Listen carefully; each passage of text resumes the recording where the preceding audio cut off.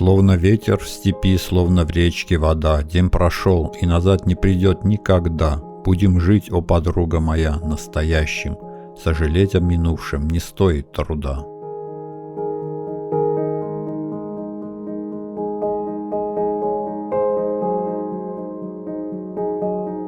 Ты сегодня не властен над завтрашним днем, твои замыслы завтра развеются сном.